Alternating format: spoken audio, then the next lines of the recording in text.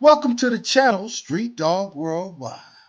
I am your host, Stephen Stewart, also known as the original Street Dog. This section is titled Howlin with the Big Dog, featuring my pops, Elijah Stewart. All right. Welcome to Street Dawg Worldwide, Howlin with the Big Dog, and thank you for subscribing to the channel and being a part of our show right now. I'm Thank you, Stephen thank you. Stewart, the original Street Dog, and I'm here with the Big Dog, Eli Stewart, also known affectionately as Popz. How you doing, Popz? Popz is doing fine, and I want to thank the prescribers that's supporting us a little bit, helping here. We need all the help we can get, so keep it coming. Appreciate it. It's Appreciate true. it. You don't Huh? you don't realize they don't realize how much that means to us for them to support us. I really appreciate it, and I know you do too, my man. All right. And that is real. Yeah.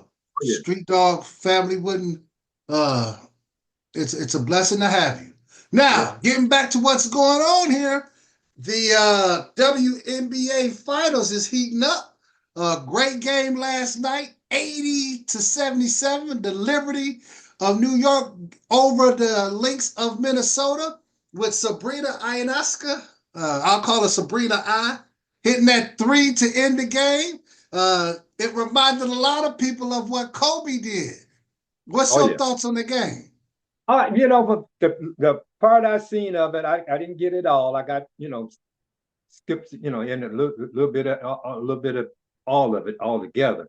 But uh, the the New York Liberty, man, they are no joke. They, like you were saying before, they got a complete team. Stewie, Miss Sabrina. I don't want to mess her, mutilate her last name, but I'm just gonna call her Miss Sabrina. And Yeah. Miss Jones, they uh, uh, they dominated.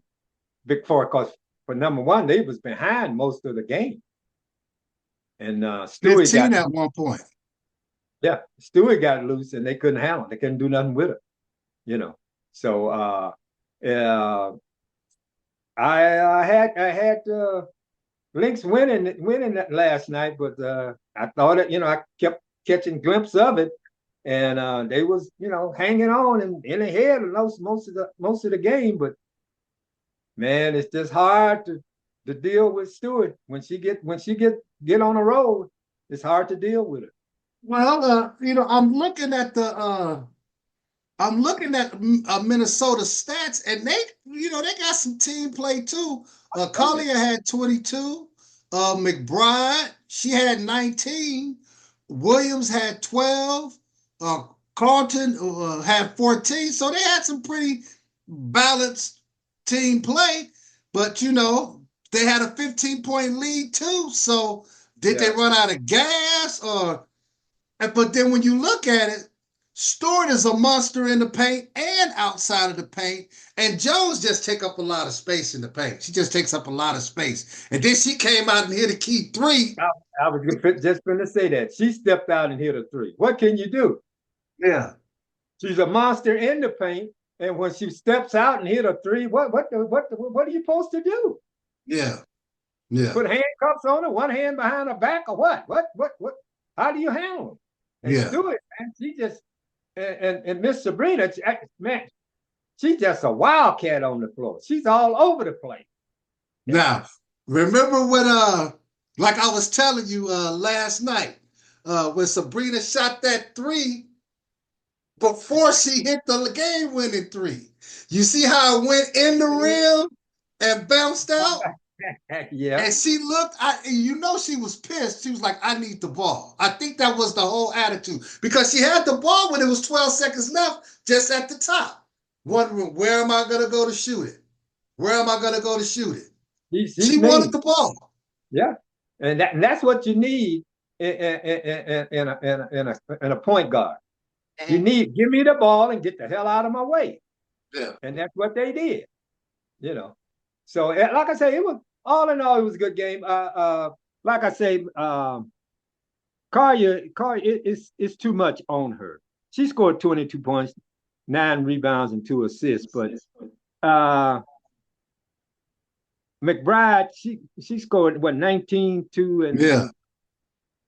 and they're gonna have to have more people than just them four to step up like that to have any chance Friday night.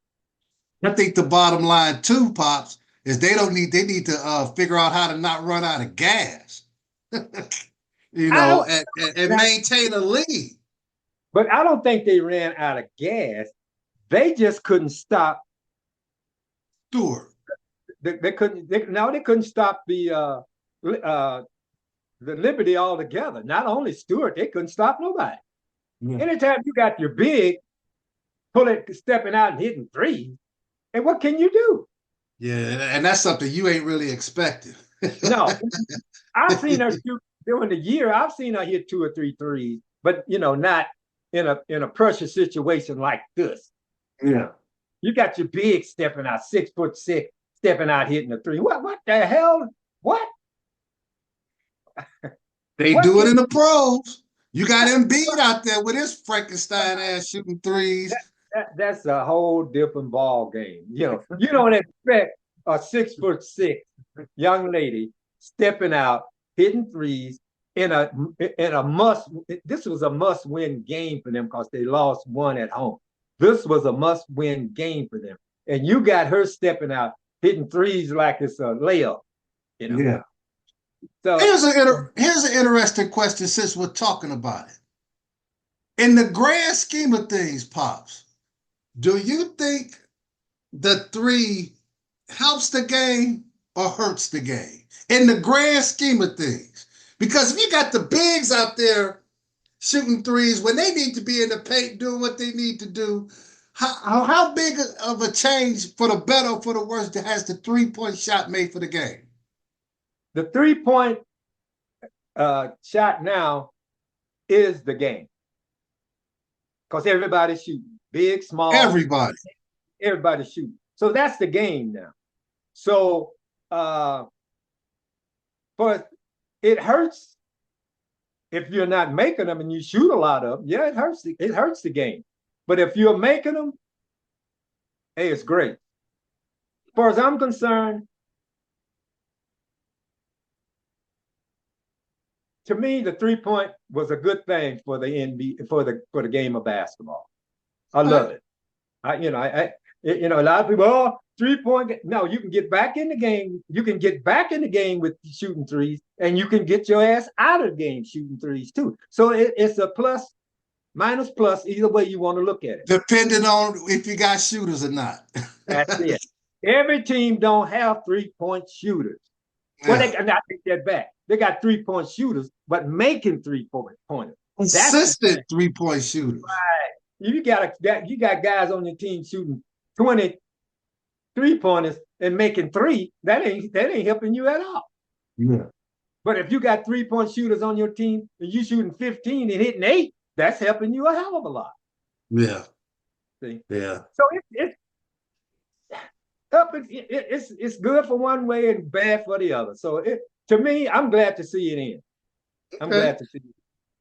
Because I'm looking forward, Pops, to some 3 points being shot on Friday when they play game 4. That's gonna be a good one. They playing in New York too, so not in New York, they playing in Minnesota. They still in Minnesota, yeah. It's going, Minnesota gonna have to shoot them and hit them to win. Yeah. Because if it don't, man, it's hard to handle. I'm telling you, Stubby, Miss Jones, Miss Sabrina, man, they're going the Lynx gonna have to come on with it. Ollie is gonna have to come up with it too. McBride, she gonna need a triple-double. McBride, Collier, and 2 others. It's gonna have to come on with damn near 20 points, over 20 points apiece to beat them. Yeah. And it wouldn't hurt for one of the McBride or Collier to end up with a triple-double. It wouldn't hurt. It wouldn't hurt their cause. It really wouldn't. Well, I'm excited about that. What's going on tomorrow with the WNBA. But now we're gonna go into the NFL. instead of us, because we'll go over the picks tomorrow. Okay. But I want to talk about, and I want to get your insight on the situation in Pittsburgh. My former quarterback, Justin Fields, who was with the Chicago Bears, who I honestly wish would have stayed with us. But I understand the situation about Caleb, and Caleb is starting to pick up the pace, and I hope he continues to for my Bears. Bear down, by the way. Justin Fields is at Pittsburgh. Pittsburgh is 4-2. Now, Mike Tomlin puts Russell Wilson in practice, practicing with the first team, and they're talking about he's going to start, and Justin Fields has said, it wouldn't be a problem if I'd have been playing better. At the same time, he's not doing a bad job. Wait a minute, hold it. Go over that again. He said if he was playing better, it wouldn't be a question. He said the QB battle would not be a problem if I would have been playing better. That came out of his mouth. See, he's saying the right thing, but I don't think he could have played any better than he's playing. Mm-hmm. If he'd have played any better, they'd have been 5-1 or 6-0. If he'd been playing any better than he's playing. And to do this to this young man, and he's 4-2, man, you're gonna shoot his confidence is gonna drop. I just can't see Tomlin doing this to him. I can't. This is terrible. Well, they got Russell Wilson doing the reps with the first team right off the bat. And he said from the beginning this was Russell's spot. Then he got hurt. Then he had to give it to Justin Fields. Man, you just don't do this, Steve. You don't do this to a young man playing as well as this young man's playing. You do not do this. Because you talking about ruining a young man. This young man is going to have to be really, really strong to overcome this if they replace him as good as he's playing. I think he was strong for what they did to him in Chicago. The trade he was a fucking top 15 pick to be traded to a team for a fucking third rounder. Well, fourth round, I believe. You know what? I'm going to say this. He should be happy the motherfuckers got rid of him. And to be honest, because he'd end up getting hurt really bad if he'd have stayed in Chicago. I'm glad Chicago got rid of him. I'm glad for him. Yeah. And his psyche to get the hell out of Chicago. Yeah. I'm glad for him. But for Pittsburgh, for Tomlin to do this, if he does this to this young man, I ain't never been a big fan of Tomlin's in the first damn place. To be honest with you. But really, I haven't. Ain't no need to me lying. Because of Pittsburgh in general, or because of his coaching style? No. You didn't hear me right. I said Tomlin. I haven't been a fan of his. For the simple reason, the way he put Ben Roethlisberger on a pedestal. I didn't like him since way before this started. I ain't never really cared for him. And to do this young man like this, I am through with him, period. Because this is not called for. This young man is playing hell of a ball. And you're gonna just, man. Man, this is hurtful. And I ain't got a damn thing to do with it. But this is hurtful, Steve. He's not turning the ball over? No. Doing a lot with his legs. Throwing a pretty good ball. What else? What is Wilson 1,100 yards, 5 touchdowns, 1 interception. Got sacked 16 times, but that's him. That's just okay. Well, a lot of times he runs. Second in the team in rushing, 55 carries, 221 yards. You know you're going to run the ball. Yeah. Well, see, quarterbacks cause a lot of sacks on there, to themselves because they run out of one. They should have gone one way, they go the other, and they run right into a sack. So I don't put that on. I don't. That don't bother me because hell, Mahomes gets sacked. Yeah. Jackson gets sacked. Allen gets Everybody sacked. gets sacked. Everybody gets sacked. I don't call that on. But he's not losing games that they was losing last year. Yeah. And now you're gonna do this to him? Man, please. Now, like I said, if Tomlin replaces him, I'm done with it. I'm done with Tomlin. Because this don't make no sense, man. I could see it if they was 1-5, 2-4. I could see replacing. I wouldn't have a problem with it. He threw 5 or 6 interceptions, 6, 7 interceptions, fumbling the ball, losing it, missing wide receivers and stuff like that. I could see replacing. Cam Newton, I'm sorry, but Cam Newton made a statement last year when he was talking about quarterbacks being game changers and game managers. And they're not both aren't bad. Neither one. So if we could say one thing about Fields is that he's a game manager. He's managing the game by not turning the ball over and doing what he needs to do to bring the ball down the field as best as he can, because things happen. That's all you can ask the quarterback to do. Yeah. And what is he in his 4th year, 3rd year, 4th year? That's all you can ask him to do. Manage the game. Don't put the ball in harm's way. And he hasn't been doing that. And you're going to replace him? Man, you don't do that. So we'll get a better idea of, because on Fridays, they usually release who the starter's going to be. Yeah. So we'll find out more about that tomorrow. And then we'll talk a little bit more about that. And then we'll talk more about the picks. But yeah, it's, it's sad. He should keep it till he loses it. It's his job to lose, not you just gonna walk in and take it away from him.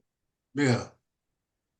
And that's what they do. And if they replace him now, they're just taking the job from him.